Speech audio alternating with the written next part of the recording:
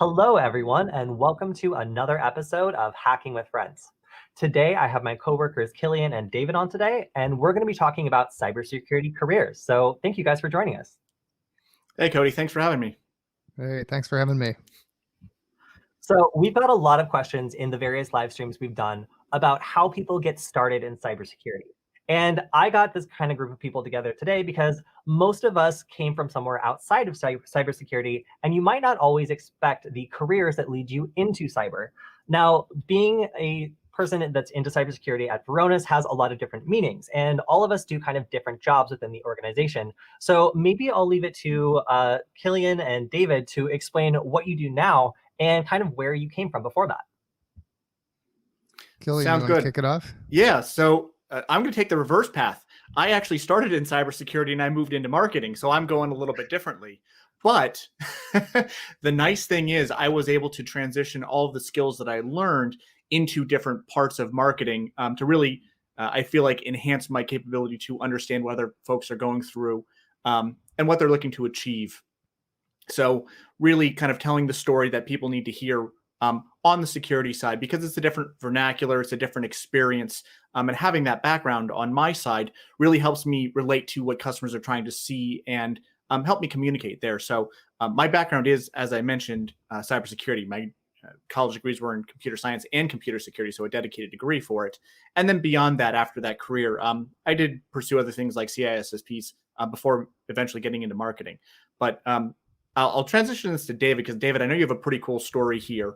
Tell us kind of how you got here, because I know you've had a couple kind of iterations before landing where you're at now. Yeah, it's been a long, strange trip. I started out going to school for music, actually, and when I graduated, I started doing tech support. How that happened was when I was going to school for music, I was going to school for classical composition. I had a couple of odd jobs doing like kind of Mac support and layout. And I started to read some books because I was curious about how it worked. And computers were always a little frustrating when you wouldn't get the behavior you wanted. And reading a book, actually, who knew? Right, you could actually do that. This was in the 90s when I couldn't just Google for how things worked. I might be able to search AOL or something, but really books were the way to go. So at any rate, after I graduated with a music degree, what am I going to do for money? I started doing some tech support, and before long, I had a pretty good gig where I was actually making more money than I had expected to make doing music. And I was enjoying what I was doing.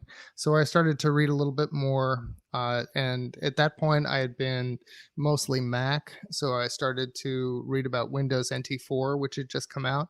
And that was kind of taking off as a server. Windows NT domains were starting to get popular. There were MCSE certifications you could get. And so I started to go down that road. And started to get interested in Unix, Solaris at the time. And just because I'd realized that there was such a skills gap and this was interesting and I could start to go deeper and deeper. And I kind of hit a wall at the company I was at doing tech support, and I went to work for a reseller. And the reseller was wonderful in that they said, listen, just go learn. We want you to learn as much as you can, go deep into the technology. They gave me the opportunity to learn network management, networking, Cisco, Unix, just be a badass, however you can be that, because we know you can help customers doing that. So I started doing network management, and this was kind of HP OpenView sort of thing at the time. And then I started to get into security while I was doing some of these network management gigs, because they're interrelated.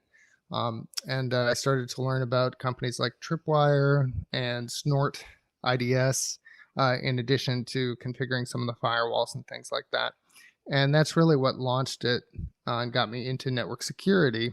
And I worked at a couple of network security. Well, I worked at Tripwire.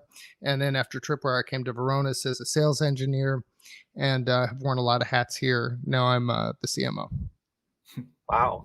So you came from, this is kind of funny because you're not the first person that came from like kind of like a music or art background that ended up getting into cybersecurity that I know. In fact, at Varonis, there's a number of people who have backgrounds in music who ended up working in cybersecurity. And I have to wonder if, I mean, for myself, like I came from a photography background and then I moved into business. And from business, I got into computers and I kind of then sort of took a similar route. But I have to wonder if there's people who are, see themselves as artists or don't see themselves as technical or computer people that just haven't gotten that exposure or that moment to be like, oh, this is kind of interesting and it kind of makes sense. And I never saw myself this way. But maybe some of the same things that kind of, scratch that itch with my brain that comes to art or music. Some of that also applies to, networking, security, and computers, because a lot of cybersecurity people are kind of like non-traditional. There's a lot of people that go through the traditional route, but you also find, weird people that came from like different degrees or different careers that make them think differently. And sometimes thinking differently is exactly what's needed when it comes to, solving complicated problems or thinking outside the box. So that's a great point you bring up, Kody. And this is, I didn't realize you were came from a photography background and David, music background, very creative. Some could say highly technical. Music, of course, a lot of practice, a lot of theory involved. Photography, you can go way down that rabbit hole too. Do you kind of see the connection between those two things? What do you think it is that drew you into security with that kind of very precise skill set you need to be a photographer or a musician? Well, for me, when you're doing technical photography, when you're doing like technical lighting, Mm-hmm. every action has an effect. Mm-hmm. It is a science, and you can see exactly the impact of what you do on the target or the subject or whatever it is. And I found that once I started getting into network security or Wi-Fi security, every action I had an effect on the target, and it was understanding that you had to try something, adjust it a little bit, figure out what went wrong, and that kind of iteration, that problem solving really helped me when it came to learning computers and working with things I didn't understand. Because as a photographer, I was constantly going up with things I didn't understand, problems I'd never encountered before, equipment issues, problems with the light, like something reflecting a weird color. And I had to learn something new every day. My job was kind of always changing. Which I think was probably pretty lucky because I got a job in photography where I was doing wildly different things. So I would say, like, for people that like to push the boundaries and constantly come up against new challenges and then figure out ways to solve it's really training you for that kind of problem solving skills for any sort of career. Yeah, from my perspective, I what comes up for me is just how things work. Before I went to school for music, I started out as a physics major, and I bailed out of that to go do music. But the I think what drew me to physics was understanding how complicated systems worked. And obviously, with music, there's a lot of math in there, a lot of, I think, basis for analytical thinking, or some training and the practice and that sort of stuff. So, with computers, just that insistence on understanding how things work is a good starting point for, I think, network security. One of the things that I really have liked about this line of work is that you can pick and choose things that to learn that are going to be valuable for you for a long time, like understanding networking and IP and subnetting and how firewalls work. This is like fundamental knowledge that isn't going to go away with the next version. And so, we've been able to kind of use our IP version 4 knowledge now for, decades. And that was a really good investment. And same with how operating systems work, just in general. If you could put together a computer in 1997, you kind of still understand the basic components. A lot of things have changed in there, but the way things work are very much the same. And so once you can get that grounding, there's a whole lot more you can do with it. So I've really enjoyed that aspect of network security. So that sounds like maybe addressing some of the fundamental misconceptions about it is that you don't need to go to school for it specific or even set out to learn it.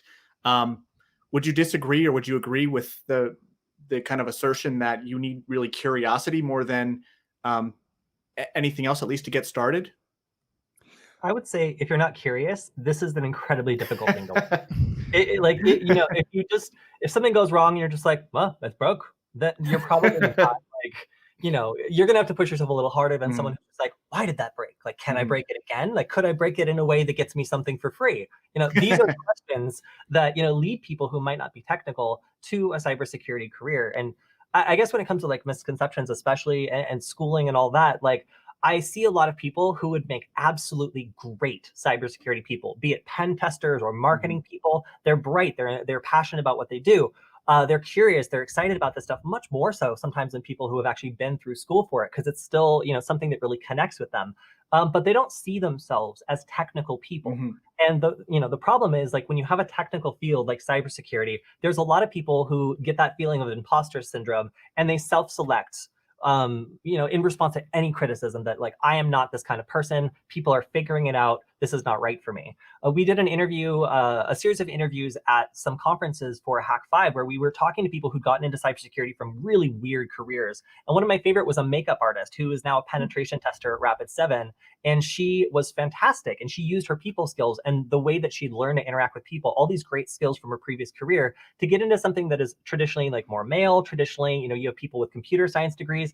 But Mhm. I mean, she was curious. She was really excited to do this job, and she filled the gaps because her employer gave her the opportunity to take on a role with much bigger shoes than she could actually fill at that moment, because they trusted her. They Mhm. believed in her to be able to develop these skills because she was so passionate about it and was so curious about being able to, see if she could fill this role, that she did, and she's fantastic. So I think that a lot of people think you have to be a technical person, or you have to be from a technical degree. I mean, my first degree before I switched was kind of funny, that you did physics, because I was interested in biochemistry for the Hmm. exact same reason. I wanted to understand how things worked on the most fundamental level, and then I realized I hated biology and I was terrible at math.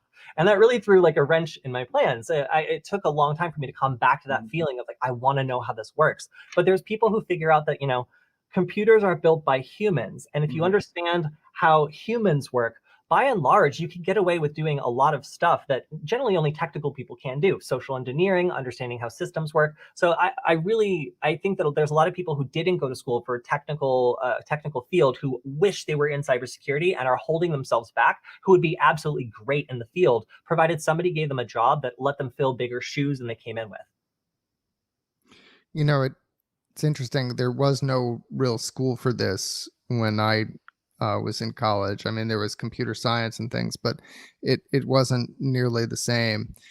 And I would say that you have to, if you want to go into cybersecurity, you have to realize that anything that you learn in school, aside from the fundamentals, right, Mhm. is going to change a lot. You have to be willing to kind of keep learning and keep adapting to all the new things that happen, because it's not like you can learn how an attack works or how to fix a vulnerability and have that expect to last, right? That's going to be old news really, really quick. The fundamental stuff that you learn, that's great and it's going to stick with you. But I think really learning how to think, learning how humans put stuff together, how stuff gets made, where the vulnerabilities are likely to come up, and then how to mitigate them. Those are things that you're going to have to continue to evolve over time. So it sounds like there might be some risks involved with getting into cybersecurity. Can you elaborate a little bit more on that? What are some of the pitfalls that folks could fall into? Again, without that lack of curiosity. Definitely. Well, there's really a lot when it comes to cybersecurity as a career. We Hmm. are in marketing, so I do some stuff for the videos that we do. That's like my own research that scrapes up against the boundaries of what some companies might be comfortable with. Where I might find a vulnerability on someone's public network and Hmm. then have to communicate with them. And if I'm not, an employee of a large cybersecurity company, or have some sort of background in doing this, the person who's receiving that information can react to it very negatively or very ignorantly, depending on how small the company Hmm. is, whether or not they understand that I'm not threatening them by trying to tell them that there's a problem. There's a lot of different roles in cybersecurity, and they each carry their own risk. Getting into marketing is like, it's very competitive. Like, you have to be able to understand technical stuff and explain it to other people. And if that's challenging for you, or if you hate talking to people, maybe don't go into cybersecurity marketing.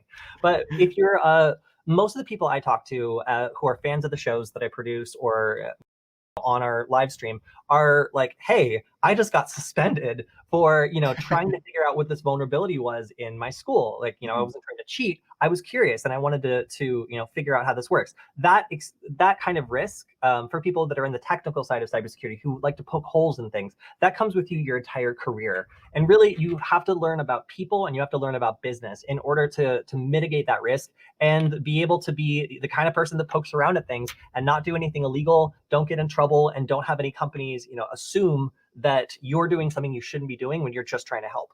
Cybersecurity often gets a bad name, and we often get asked, like, why are you teaching kids how to hack? And we have to come back and say, if there's a problem in your company's network, do you want the kid that you just hired to know about it and fix it? Or do you want to hire some guy that costs $5,000 to come and even look at your network, which you're never going to do? And then, if you don't do that, the alternative is somebody else exploiting your network. These are skills that are essential and really need to be out there. But some people either don't know how to use them properly, or they don't have the communication skills to let people know their intent or what they're trying to do. And that I have seen get some young hackers in trouble as they start learning their skills and start trying to be an ethical hacker, help people that maybe have a problem with their network and don't know it. I've seen people even almost get arrested because they don't know how to communicate these things, and they don't have the backing of a company or somebody else who's willing to vouch for them. So that would be my top risk: personality type and getting into something that maybe you hate. And then on the technical side, not being able to explain or understand how the impact of your vulnerability you just found might come off to that company. Because, yeah, you don't want the FBI called on you when you're trying to help. So David, that actually brings up an interesting question that I'd like to kind of pose to you. Being that you came from a music background to IT and then security and now marketing, how do you think that communication helped you evolve through those careers, and especially communicating to business professionals and also being able to get down to the technical level? I think it's interesting. The thing that comes to mind for me is being able to explain what is, for some people, kind of a mystifying concept at first, and being able to break it down into something that people can understand.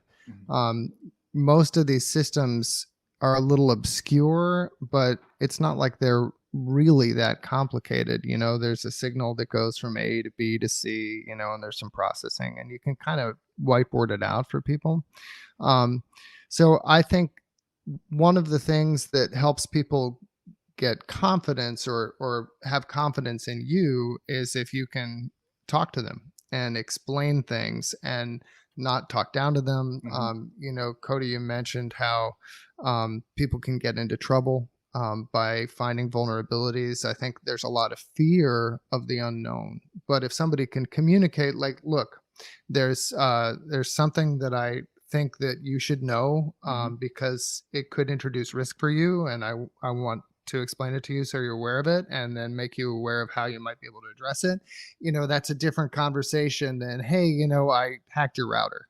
It's and so there's a lot in the presentation. And I think being able to communicate effectively some of these technical concepts is very core to being able to sell them, being able to market them, but also just being able to kind of make your way in a world where people have varying levels of understanding of this stuff. Definitely. So I was going to mention and then also ask that for me, the two skills that are most helpful to me in cybersecurity that come completely outside of security, they're not technical skills related to networking or anything, is business and having worked in a music venue and learning communication. So when I worked in a music venue, I was initially a bouncer at the front door, responsible for being like, this idea is fake and I'm taking it, or you're too drunk, you can't come in, or you're fighting and you need to leave. And then I eventually went and ended up being the head of security there. But that was a job where I had to de-escalate fights every night. I had to tell people lying to my face and not only figure out they were lying to my face, but de-escalate the situation in a way that wouldn't embarrass them. Like, I had to figure out nuances of communication to allow people to gracefully exit a situation where the only other option was confrontation. And I found that people are very defensive about their technical knowledge, whether or not they've done something wrong. And sometimes a lot of these skills I learned literally from diffusing fights at this rowdy music venue in Los Angeles, which, by the way, the Echo and the Echoplex. these all came back around to help me out a lot when I was dealing with difficult people, difficult situations, or otherwise, having to manage communication that was way outside of what the average technical person Mhm. would be expected to know how to handle. And then when it comes to business, I found that when I was trying to be, that security expert at my business that I was working at before I was formally in cybersecurity, it was really challenging because I didn't understand the way that the business worked. I didn't understand how they made money. I didn't understand Mhm. my role within the company from a larger perspective. And it made it really difficult for me to make convincing arguments about why they should do this, why they should do that, why this vulnerability I found was super important and it should Mhm. be addressed. Because, compared to a small problem at the bar that prevented, $10,000 from being made during a sold out show, my concern was a very, very small deal. And it wasn't until I got into startups and business and understood how businesses make money and what my Mhm. role was within the company that I could explain these things to the people higher up and be heard and understood and not kind of be like, these people don't care about security. I hate them. It's just like Mhm. we are all part of one money making enterprise. And by understanding my role within it, I could explain, hey, I know we're trying to do this. I can help us, but only if you listen to me, Mhm. because this is going to mess us up towards that goal that you care about. Without knowing what that goal was that they cared about, I couldn't really communicate a lot of these things that were perceived as like loss centers. So they're just Mhm. like, we don't want to spend money on this. It's just gonna, we could spend money and make money over here, or we could spend money and potentially mitigate some risks that we've never even seen actually Mhm. manifest over here. So I wasn't really able to be very effective at cybersecurity until I kind of mastered communication and Mhm. understanding my role within the business. Because I was kind of from the on the outside throwing rocks at a system I didn't understand Mhm. until I got those two skills down. So I'm curious, aside from technical skills, what you guys have found to be the most useful skills from just outside of cybersecurity that have come back to help you now that you're in marketing and cybersecurity. So I'll jump on that, kind of going the other direction. When I started my career, it was purely in cybersecurity engineering, so it was all about solving those problems, figuring it out. I didn't do coding professionally after school, but to your point, and I think it's helped me transition into the marketing career, is really understanding um, the empathy part of it and telling a good story. So working on collaborative projects to do large security deployments and things like that. Um, Figuring out how to kind of understand where all the different stakeholders are coming from, their concerns, to push the project forward. And I'm sure, David, you've probably seen this, and Kody, you might have seen this too. Is that missing out on that connection to understand where people have their personal value, for example, and their business value and their career value intertwined. Um, I can think of an incident where we were trying to roll out a big cybersecurity solution, and we had people from different parts of the business come, oh, I don't want this. This is going to mess up this other project that I'm working on, and having to kind of talk through that with them and get them to come around to the fact that it's we're not there to mess up their project. We're going to help them succeed in their project and make sure it's done securely. So down the road, it's not going to come back and be an issue. And I've carried that forward into being an SE. That's a lot of the job, is just really making sure that you're with the prospect or the customer to understand what they care about and what they need to see to be successful. And of course, marketing is just a higher level really than that. Hmm. I've also found kind of a combination of those, sort of like Mhm. maybe there's something that I haven't heard about called business empathy. But you know, when you come into security from a technology Mhm. perspective, um, you can kind of be looking for the next shiny object. You can get into different technologies, but they're cool Mhm. because they're cool. I remember, being very worried about securing systems that I later realized didn't generate any money or Mhm. really weren't very valuable. So having kind of a business context for what is actually important to the organization. Mhm. What is revenue generating? What is mission critical? What's a compliance risk? Can kind of help frame the way you approach some of the problems, or Mhm. how to prioritize some of these problems. And I think it's really important to understand not only the people you're talking to, but the business Mhm. you're talking to, what's important, and put those values in the context of risk, or put the risk in the context of those values. And that can be a really critical piece, I think, for really if you're approaching somebody about a vulnerability, if you're trying to sell a product, if you're trying to market a product. So that's pretty interesting, David. Now, in terms of like if we have some younger folks on this stream, and I know we have kind of people all over on Kody stream, what would be some of the areas to study, or what would you recommend people studying? Not necessarily to get into cybersecurity directly, but to build up some of those skills, the business empathy, the storytelling, things like that. Well, from an empathy standpoint, let me take that second. I think just from the technology standpoint, understanding how the underlying fundamentals of technology, I think is really critical. Whether you're interested in development, or you're interested in infrastructure, or you're interested in cloud, there are a few fundamental things that all computers have in common, how they connect have in common. So I would definitely encourage not glossing over anything that, really you rely on day to day. If when you open up a command prompt on your computer and you try to look at the IP address on the computer, if any of those numbers are mysterious for you, it's going to come back to bite you at some point, so make sure you get into that kind of thing and be curious about that. From an empathy standpoint, I think really it's learning to listen to a lot of different people and understand what they have to say. It's not glossing over any of that. I think that's going to be different depending on the context. It's hard to, I think, recommend how to study empathy other than maybe some Goleman books or something.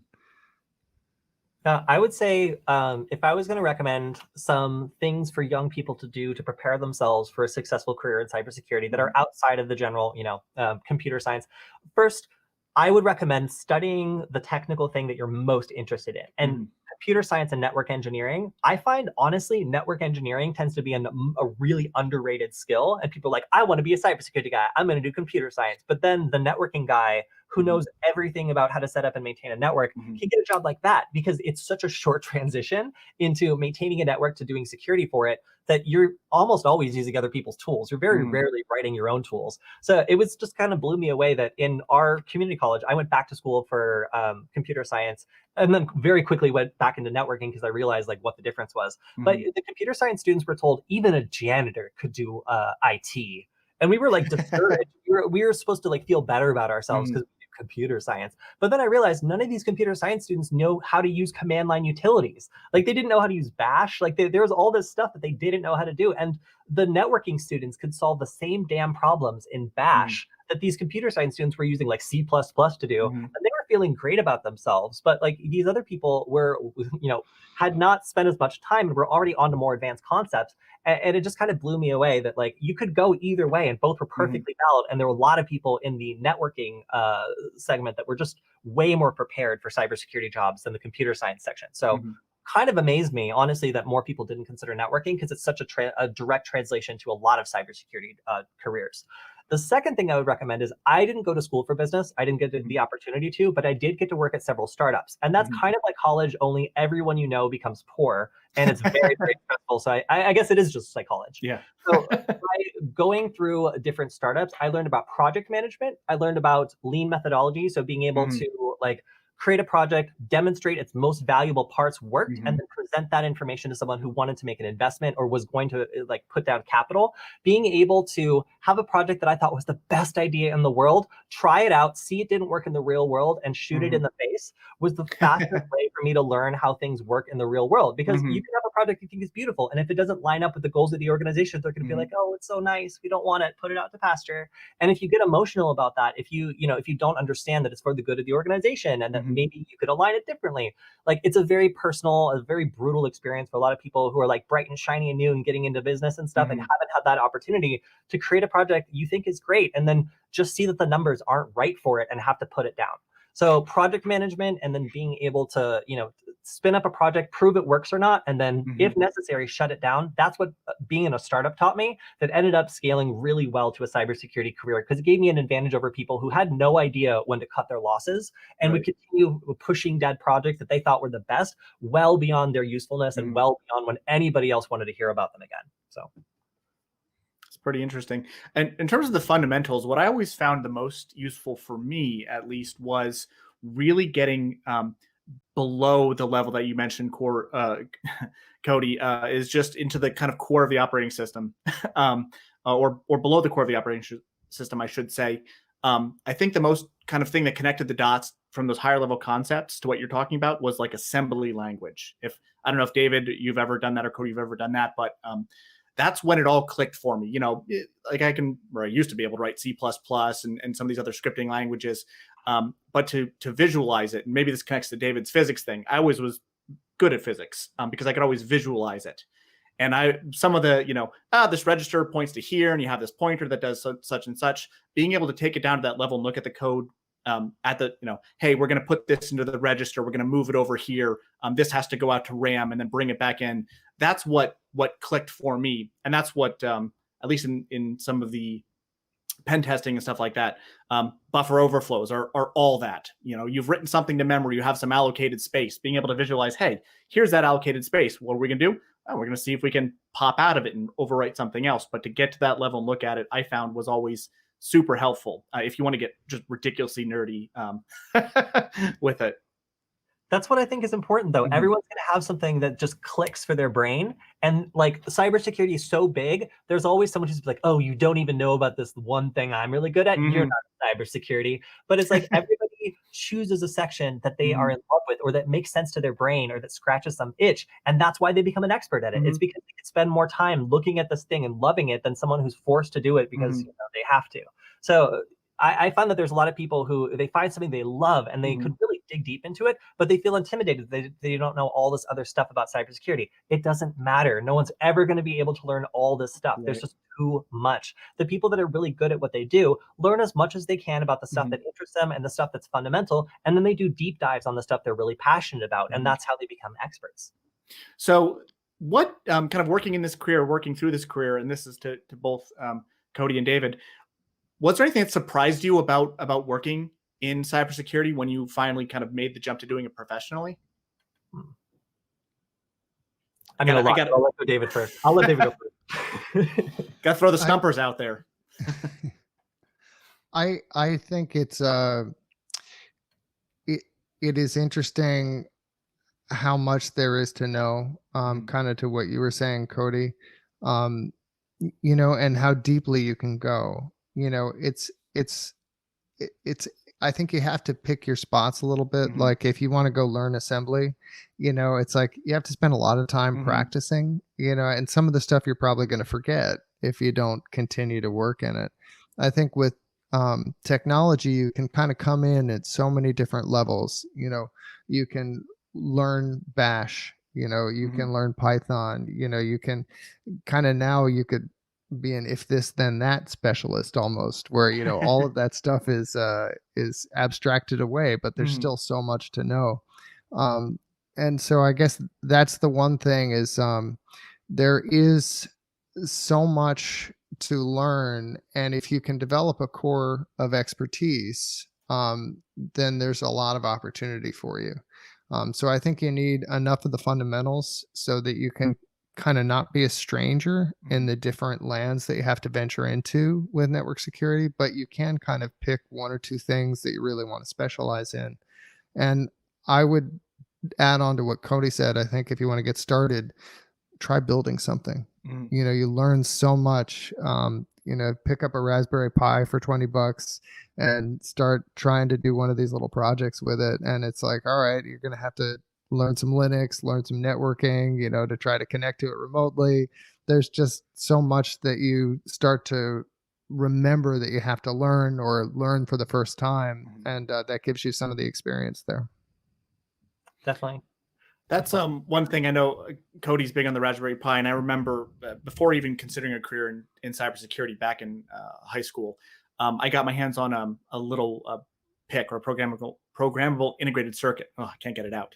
And I had to learn how to kind of flip a little LED on and off with basic code. And I thought that was just the coolest thing. Is I had to get the little chip and I had to wire it all up, connect the power to it, and then flipping a little LED on and off it felt like such an accomplishment. And that's kind of what led me in part down the path is, well, I can flip a little LED on and off. What else can I flip on and off? Look, it's a traffic light. Yeah. I made it red. So thinking about what was really surprising for me about getting into cybersecurity, probably the number one thing was the culture. I Mhm. wasn't expecting the culture. Um, Coming from an online perspective where I was just Mhm. reading articles and stuff, like I thought that people would be very kind of hung up on their technical knowledge. People would be kind of more like gatekeepers. And also I read a lot about, bias in Mhm. the industry. When I went to my computer science class, we started with 5 women in the class, and by the time we were done, there was one. And it was because of the professor. It was, Mhm. so there's a lot of things I heard about cybersecurity that were not very inclusive, where I don't see a ton of women in cybersecurity. I don't Mhm. see a ton of minorities in cybersecurity. And there are reasons for this along the way, which suck. And it kind of gave me a negative impression of cybersecurity before I went into it. And then when I started going to conferences and I got to see that there's an undercurrent of hacker culture that is about the weird people, it's about the non Mhm. traditional candidates, it's about the people who have amazing brains that think in strange ways that might not be traditionally included in society in the same ways, but they're highly respected experts because they know a ton about a particular thing. Mhm. Like these were the people I was looking for that I wasn't seeing initially when I was considering being a hacker. So being able to go to some of these conferences and find out that there were groups of people who were working against kind of those biases, who were trying to include more minorities, who were actively trying to bring people in and educate them regardless of how they looked or acted or whatever.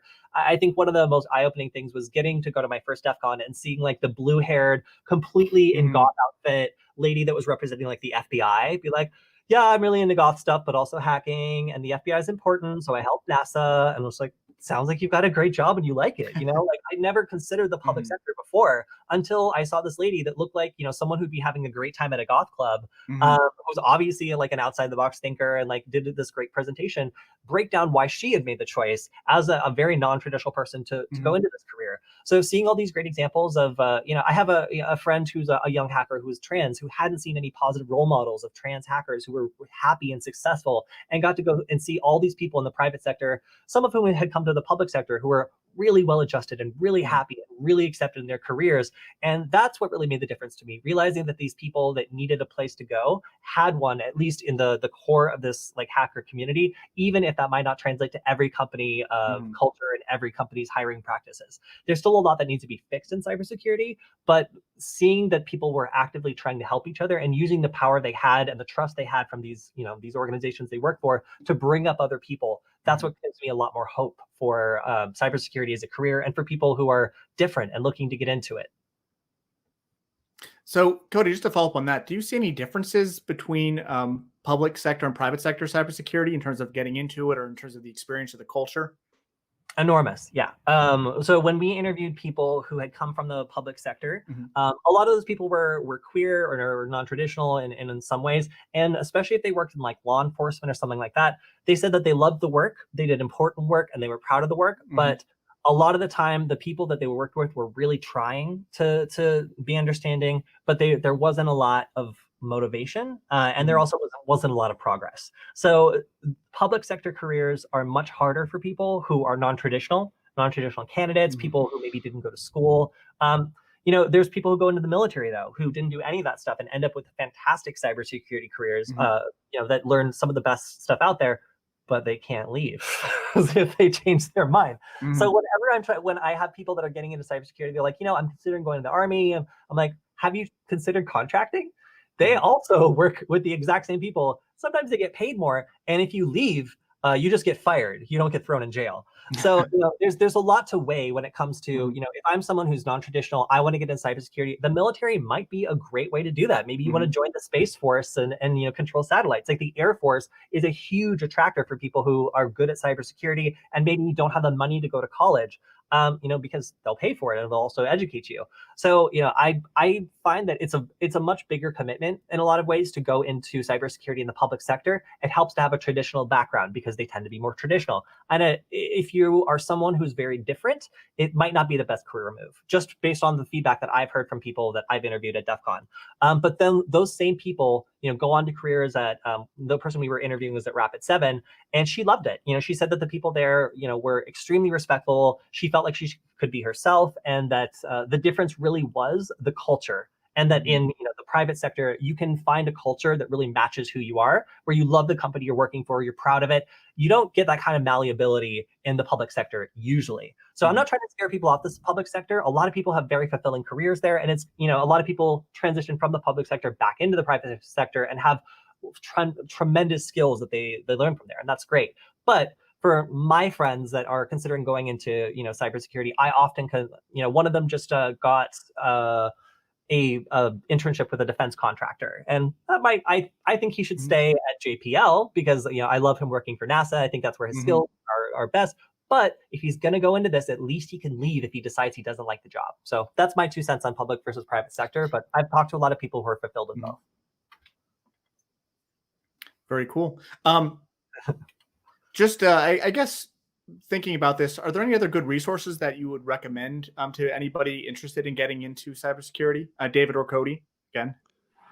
The internet, maybe. David, earlier you mentioned these things called books. Can you elaborate on those, please? Well, the O'Reilly books were actually kind of really, I think, helpful early on. Some of those books that very dry reads, but if you want to understand some of this stuff, pouring through that, I spent many a train ride on some of these O'Reilly books. I think nowadays the easiest thing is to kind of pick a project, though, and there's so much documentation. There's so many good how-to videos on how things work. I think getting started with a few of these projects is probably like the easiest way to kind of do a baptism by fire. I would definitely agree with that. It's kind of hard to recommend a particular guide because there's 2 different scopes. If you're trying to get a good overall, like kind of well-grounded cybersecurity, education and then get a job, it's much harder to do that. There's great classes online. I also recommend No Starch Press has some great books on getting started with cybersecurity. But there's a lot of really good for example, my channel that I do, Nullbyte, is fantastic. We have over 150 videos, but they're piecemeal. You can't just watch every video and then at the end of it you're a cybersecurity engineer. No, they're all on wildly different topics, and like David said, they're per project. So if you're interested in learning about DNS spoofing, well, here's a project you can do that might take 4 or 5 hours, but at the end you're going to understand how it works because some stuff is going to go wrong and you're going to learn how to fix it. Those are the kind of projects that teach you little bite-sized pieces of the stuff you're interested in and can sustain you until you get to the point that you're ready to decide, all right, this is where I want to go in cybersecurity. What do I need to know for that? And that's where a more structured class or something like that might be helpful. Again, I think that network engineering is one of the best things you can do to prepare yourself for a technical career in cybersecurity, just because you learn so many concepts and you can get some certs as well that look really good. I don't have any certs myself, but I know a lot of people who do. And I think that some of them, especially some of the more easy to get ones, are great ways of making sure you have some of the fundamentals covered. Although I find them to be kind of expensive for people who are just starting. I love the people at SANS and I've worked with them before, but I sometimes struggle to tell, like a 18-year-old that to get into cybersecurity, they should really drop $3,000 on a cybersecurity certification. If you got the money, I guess you could, but I still feel like a lot of success stories I've heard have come from people investing their time and learning stuff that really scratch that itch that get them to feel like they know enough to get started, and then getting a job or having somebody trust them enough to let them fill a role that's has bigger shoes than they start out in. So being able to grow in that role, be the security advocate, do some security stuff in an official capacity is really where you kind of start taking yourself more seriously as a security professional. And that's really where I think that once you get the piecemeal stuff together, you have a little bit of a broader education, getting some opportunity to practice it, be able to try something out. And especially if it's official, if you're getting paid for it, that's even better. That's kind of a great bridge to start learning the skills you need to be able to get into cybersecurity full time. Because man, it is hard just going off of Udemy classes. Although I have heard that Cybrary has some pretty good classes for beginners. I used to follow Cybrary a lot. Their business model became a little bit confusing. But in general, I think that they have some really good resources for people who are just getting started in cybersecurity. Myself, I don't produce anything on them on Cybrary, unfortunately. So if you're looking for videos from me, unfortunately, there's not. But Varonis also has some free resources for people that are maybe find themselves in a job where they're doing a lot of Active Directory stuff and will learn some PowerShell. That's sort of like extra training where you already have a job that's tangential to security or adjacent to security, and then by being able to maybe take an extra class or just try some project, you learn a little bit of extra. Like that's really might be what you need to break into the next part of your career. So Yeah. where would you recommend? I'm sorry, David, I cut you off. Go ahead. Oh, no worries. I was just going to say the certification Mhm. route is really what I did. Mhm. I just started, okay, let's do the MCSE certs, right? Let's get Solaris certified. Mhm. Let's get Cisco certified. Let's get HP OpenView certified, get the CISSP. Those things that give you deadlines, which are really good if, you tend to be distracted. Mhm. And they give you a kind of a direction, a syllabus, like these are the Mhm. things you got to learn. So that can provide some structure. What is today, I think, a pretty hard to Mhm. structure massive knowledge on the Right. internet. So those certs, and then just one last thing, a lot of companies will pay for the certs, Mhm. right? So if you can get that first gig, and then Mhm. you get a company that is willing to, let you educate yourself and says go get those certs, yeah, Mhm. then you can kind of keep going with them. So I was going to ask, you guys both kind of brought it up working on projects. Where are some good resources you can find projects to work on based on your interests? Would you have recommendations on websites to visit that host some of these, or other resources you can find some things like that? Kody or David, you guys, I can both mentioned it. Yep, Hack5, Nullbyte. There's also some great stuff on Kitploit, Kitploit. Always has cybersecurity projects that are coming out that people are just Mhm. making. There's no quality control, so there's going to be some real stinkers on there. But there's also some really interesting projects you've Mhm. never heard of that you can run in a couple simple commands. And even if you're a beginner, getting to try out other people's tools, provided you know what they're doing, Mhm. is a great way to kind of stretch what you might do on a daily basis. Even if you're in cybersecurity, I go through and see if anybody's discovered something that's gonna, rock my world. Like every Mhm. couple of days, I'm like, wow, somebody figured out how to like use this MS Word exploit to be able to like, create this crazy like launcher. Like, cool. Mhm. Like just being active and being able to touch in with other people's projects. And some people hate on Kitploit because they just kind of like make a big digest of people's technical projects. But I think that they're a great way to just stay connected to the community. Also, there's events and other things you can participate in or be tangential to that kind of show you how this stuff works. I know Bug Crowd has a lot of competitions and Mhm. stuff like that where they show off young researchers who are just doing their thing. So if you want to see what other people who have like started a career and maybe doing bug bounties or something that's more of a traditional way to just get started, like throwing rocks at cybersecurity before you jump all the way in, that's a great way for people who maybe have a little bit of technical skill, know how to reverse something, or are good at like finding vulnerabilities in websites to see what the pros are doing and see if they're Mhm. doing it right, if they could adjust something. I recommend HackerOne, also known as Mhm. Hackeroni, and Bug Crowd as places to get Mhm. started for if you're just wanting to see what other people who are making money in cybersecurity are doing. Mhm. A lot of these people are super normal, super willing to have a conversation with you, and these kinds of companies that run public bug bounties have tons of researchers who are willing to share their skills and help other people out get started. So I actually had a question now. Yeah. So, David, if you were going to hire someone for Varonis who didn't have a traditional cybersecurity background, what kind of things would you look for in a candidate that maybe hadn't taken the traditional route? Well, I guess uh, I I would probably check to see how well they knew the things they said they knew, and how they got to thinking that they knew something well. Um, that's one thing that I do with interviews is just really try to see how people think, Mhm. and how much they insist on understanding what they claim to be experts in. So I usually try to figure out, okay, what's something that they say they know that I know well enough to kind of just quiz them a little bit on.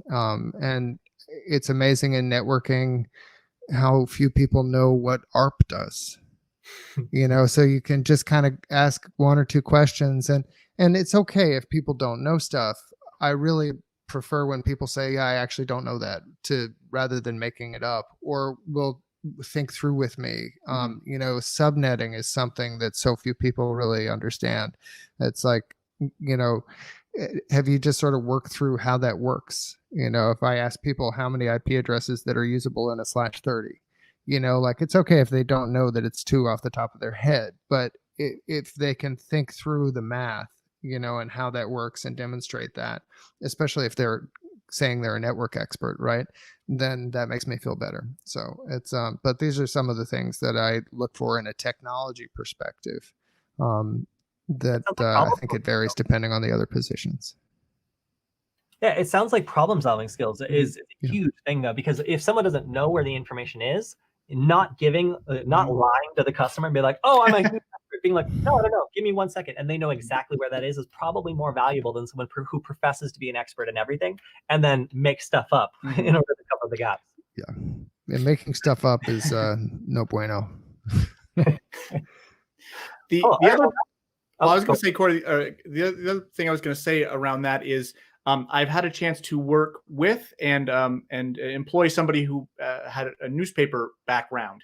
So previous company, I worked with a guy who started off as a journalist, and I got to work with some here at Fronis who had a journalism background, and I found that incredibly useful for cybersecurity and for marketing as well, because the whole goal is to get that story, to ask the right questions and find that information. So to David's point, um, when you asked, hey, how about this? To be able to say, well, I don't know, but I'm going to dig and find that information. I find, I don't know, maybe it's a journalism thing, but I found that incredibly useful and incredibly refreshing to have somebody that would say, I'm going to get to the bottom of this. So that's my 2 cents on that one. I agree, and I would say that having someone who doesn't know the answer, but has Mhm. a good problem-solving methodology Mhm. for getting the answer is worth 10 times one person who has the right information, but Mhm. no idea how to, find any other information related to it, Mhm. or doesn't care about the quality of the source, or doesn't ask the right questions. Like, Right. if I had $1 for every person who's just made a ridiculous Google search for the information they're looking for, and then they're reading articles that are 10 years old Mhm. for a piece of technology they're trying to fix today. It just drives me insane. So a candidate that or somebody who's coming into this who knows how to answer technical questions that Mhm. they don't know themselves. Oh my gosh, give me more of those people. Because if you have those problem solving skills, you're going to be able to learn much faster than someone who has to, Mhm. sort through tons of wrong information in order to get the right answer. So it's Mhm. definitely another skill I think probably helps a lot. Absolutely. So that also puts us a little over 50 minutes. So we're probably at the end of our time for today. This was also a great discussion. I feel like a lot of people who might Mhm. not have considered themselves to be like traditional cybersecurity candidates might see a route for themselves to end up in a cybersecurity career, be it in marketing, something more technical, or one of the other professions we've talked about today. So thank you guys both for joining us. And what would you recommend if people wanted to follow up with a career at Varonis, or if they wanted to follow up with a career in cybersecurity in general? What would your closing recommendations be for where they go to maybe check this out? David. You want to start? Oh, you're the boss, David. um, so that's a bit of a tough one and a loaded one. Like we were talking about, the way that I do it is someone will ask something or bring something up, or I'll have an idea pop into my head, and I'll just start kind of going down the rabbit hole of it. Maybe you start at Wikipedia, maybe you start at Kody. I'm going to steal your shout out here, but Varonis has a lot of instructional videos on their website, 80 PowerShell, 80 and PowerShell courses, things like that. I find those incredibly useful. Heck, on the rare occasion that I write a PowerShell, happens more often now, but I love using those resources, and I find them to be very helpful for me, just even as a refresher. Because, like I said, I don't code often anymore, but it's great to see other people how they kind of teach it and organize that information. Yeah, I think pick a fundamental. One thing I was thinking of when you were saying what project Mm-hmm. would you recommend for somebody, I think build a sniffer out of a Raspberry Pi and start, Mm-hmm. like attach it to your home router and start analyzing the packets. Maybe like, you're probably not going to be able to use a Raspberry Pi for an elk stack, but start deploying some of this stuff. Mm-hmm. Use some of the security tools that are out there. Start looking at nNAP. There's a saying, those that don't know Unix are doomed to reinvent it.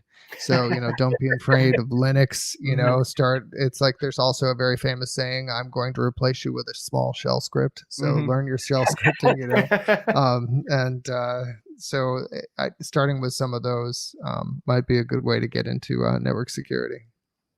I love those suggestions. I found that a little bit of shell scripting really, and a Mm-hmm. little bit of like knowing the programs that are on basically any Unix system, like that will get you a long way, even if you're not a super technical person. And I think my recommendation. Oh, so go ahead. it's just, there's so much history. I Mhm. mean, it's like if you don't kind of get into the lore a little bit, and a lot of it is errata, but if you don't really know where some of this stuff came from, a lot of the jokes go over your head. Granted, they're not very good, but it's good to know the joke. You want to be in on the joke. Yeah, of course.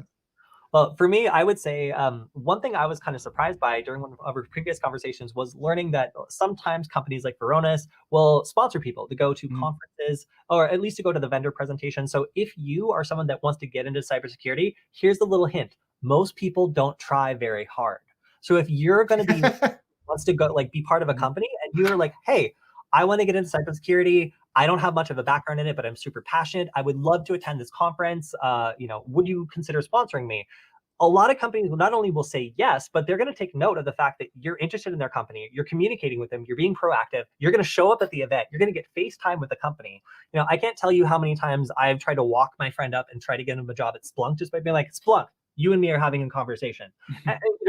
Just trying to present someone that I think would be a great fit in person to people who might manage them in the future, just so that they remember that name and that it's, it gives more of a familiarity and also lets the person who might be hiring you in the future know, like, I care about this job. This is something I want to do. I'm willing to go above and beyond for this. A lot of people who would otherwise probably not get a fair shake probably would get a fair shake if they showed from the get-go that they're interested and professional. And really, there's a lot of ways to do that if you go to conferences or if you reach out to some of these companies in advance. So I have never tried this personally, but I found that, if you reach out to a company and then talk to them while you're there, which I have done personally, they really respond quite well to someone who's enthusiastic, interested in the business, or just wants to get into cybersecurity. People are always on the lookout for new talent, and not having to pay a recruiter or not having to go through another person to find someone who already knows what your company does. For example, you would be amazed at how many people you start asking them about the job that they're interviewing for. Like, so what does our business do? And they're just like, I don't know, man, are you gonna get the money or what? So like if you can show interest, if you can show up, like a lot of businesses really appreciate that. And especially if you're going into a field that's not super technical at first, like maybe you're getting a job in sales where you need to know how the product works, but you're not going to be writing the damn product. Like that kind of stuff is a really good way to get noticed and to get out there and be part of the hacker community and really use it for your own advantage. So yeah, I would take advantage of the culture and then some of the big gatherings. Unfortunately, we can't do those right now because everything's remote. But once that gets back together, then I highly recommend just getting some FaceTime with the people you might want to work for, because also they might be horrible. You wouldn't know that until you actually got to talk to them. So getting to have some of my friends go over and talk to the people at the NSA, they're just like, I think I might just stay in school for a while and like maybe not the NSA. Those guys are a little intense. So yeah, I would definitely recommend just finding out if you want to work there and letting them know you want to work there if that's something you've decided you want to do. Cool. All right. I think that about does it. We're almost at an hour. This has been a great Wow. discussion. Hope we can maybe have it again. If people have questions in the chat, make sure to ask us. If you have ideas for future live streams, you can always hit me up on Twitter at Kody Kinsey and let us know. Maybe in the future we'll do one of these completely live so you can answer questions in the moment. We are doing those, I think, on like Thursdays now. So if you guys like that, then let us know. Aside from that, thank you, David. Thank you, Killian. We'll see you guys next time. Bye. Thanks so much, Kody. Take care.